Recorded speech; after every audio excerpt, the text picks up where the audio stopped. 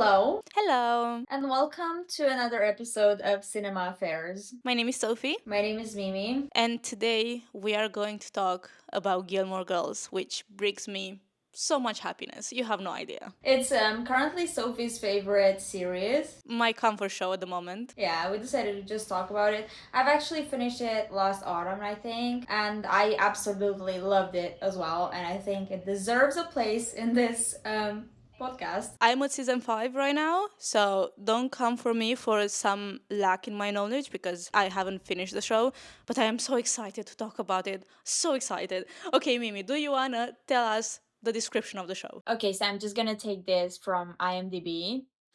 A dramedy centering around the relationship between a 30 something single mother and her teen daughter living in Stars Hollow, Connecticut. And I would say it's a very accurate description, besides the fact that it's not necessarily a dramedy about the relationship between a mom and her daughter, but it's more like a dramedy about family dynamics because the grandma is also very involved in this show, Yeah. and she was actually one of my favorite characters. I think I like the grandma more than I like Lorelai at times. How? How is this possible? She was the rich grandma. I always wanted to have that rich grandma that would like let me inherit like a big fortune, and that I would never have to work too much for anything in this lifetime. So I think that's a dream. Like I'm gonna be rich so my kids can have the best grandma in the world that's gonna leave them the world, literally. I hope that happens Yeah. to you. I mean, that Yeah, I definitely hope will that actually happen. too. There's no hope there. I know it will happen. Yeah, and I feel like she was so nice and always wanted to make Rory feel good, and she always cared about them in the way she knew how to care about them, you know? Yeah, she cared about them in a very manipulative way. I don't agree. Like, the only thing this woman wanted was love. Like, she was manipulating them to get love out of them, which is not necessarily manipulation, it's just like a form of trying to get love. So I will say I'm gonna give a bigger answer to answer that. Something that I loved about this series is that obviously it's a very easy show to watch. You know, like nothing really happens, if that makes sense. It's vibes, most of it. But somehow, in that easiness, it talks a lot about breaking generational trauma, if that makes sense. And you see Yeah. three generations there. You see Emily, who's the grandmother, you see Lorelai, who's the mom, and then Rory, who is the granddaughter. And you can see how you know the background of Emily, you know why she is the way she is, and then you know how she raised Lorelai to be, and you see how Lorelai is trying so much to break away from the toxic patterns with her kid, which I think is so interesting because you see how sometimes she falls back, but she's doing her best. And with Emily, because she was raised in a certain way, she cares about them, obviously. She wants so much just to have a big, happy family. But her problem, and something that really upsets me about her, is that she wants to give and receive love the way that she wants to. She doesn't bend, she doesn't try to adapt. She doesn't, a lot of the time, she doesn't even comprehend that there might be a better way to do stuff. She just wants to do her, if that makes sense. And that's It something that does. really bothers me a lot of the times. But the thing is that that's how it is with old people. You know? Mm, Like, I feel like the character was really truthful because whenever you're trying to get old people to change their opinions, it's like you are just running into a wall. It's that's never true. gonna happen. They are old, they know better. But that's another thing that I really loved about the show, that the characters are so real. You know, they're Yeah. just day to day people. They're not caricatures, they're not just stereotypes. They're flawed, everyday people, which is so nice to see because they have their good days and their bad days. And some of them are just frustrating all the way. But we have people like that in our lives. We have people that we just don't get along with as much as we would try.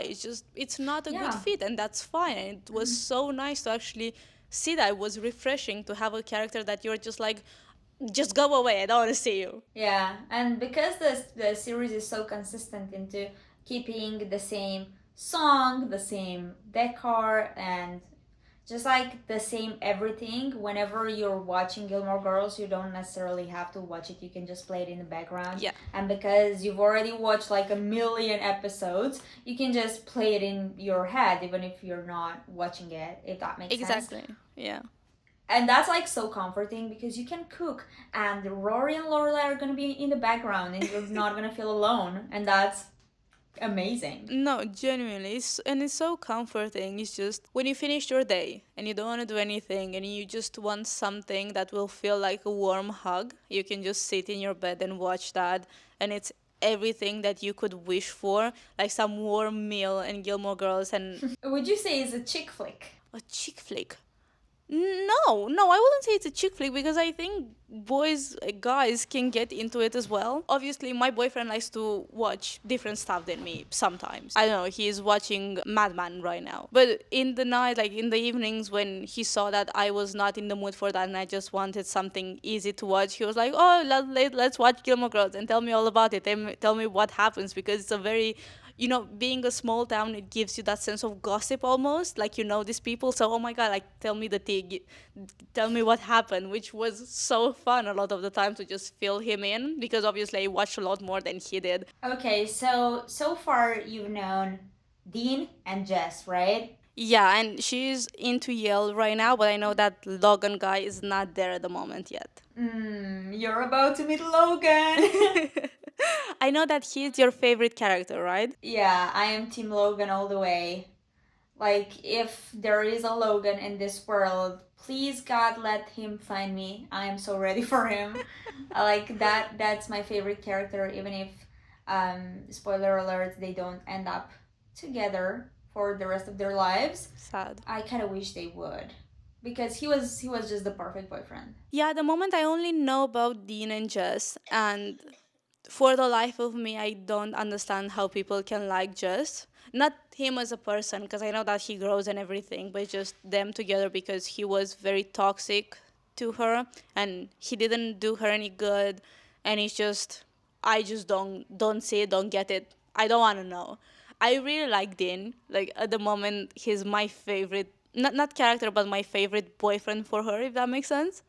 And Mm-hmm. when they broke up, for a lot of episodes, when they would have interactions, but she would be with Jess, I would just be like, oh my god, I love you. Come back. Why did you go away? Yeah, I get that. Well, you're gonna be surprised, very surprised in the last season of the series because Rory characters is not necessarily consistent, which is kind of a shocker because she was consistent for like 6 seasons probably, Mm. and then she suddenly turns into a completely different person, which I think it's accurate to real life, but it's not fun for the watchers and for people who fell in love with Rory as the good girl that she is. I am excited to see it because for now, like at the moment, I feel like the writing was quite consistent, and the characters did what I expected them to do. Like they had the personalities that I expected them to have, and I thought they were quite well written for what the show is. If that makes sense. Did her best friend get pregnant already? No. Oh, sorry. Mimi, I did not know anyone was getting pregnant. Okay, I'm so sorry about that. Lane gets pregnant? Yeah. Okay, moving forward. No, I just wanted to tell them that they should definitely watch Gilmore Girls. It's really nicely shot. It looks really great. It looks like autumn for me, even when it's summer, it looks like autumn. For some reason, it has great colors. It's all shot on film, which is so impressive and so nice. And it has that, again, that home cozy feeling that film just gives you. Yeah, it was like I think they started shooting it in 2000. Yeah. And it's very grainy and beautiful. Like I love the image of that show. And the song, I whenever I speak about Gilmore Girls, the only thing my brain replays is la la la la la. But you're so right. You're so right. I'm not even skipping the introduction, like that small trailer, because I love it. It's iconic. I love it. Yeah, you have to listen to it. It's like no skipping. No, definitely give it a watch. If you want a series and you haven't seen this one, because I haven't, like this is the first time I'm watching it, it's such a great show to just watch when you don't want to watch anything. But sometimes just when you get along with the characters and you go into the vibe of the town, you just want to see what happens, so you really get into it. So yeah, definitely give it a try. Thank you so much for watching. If you've got different opinions, please let us know in the comments. Which team And are you? which team? Oh, so you're Team Dean and I'm Team Logan, right? I haven't finished it yet, but yes, for right now I'm Team Dean. If I have to pick a team, You have to. okay, I'm Dean all the way. Okay, we'll see you guys next time. Thank you so much for watching. Bye. Bye.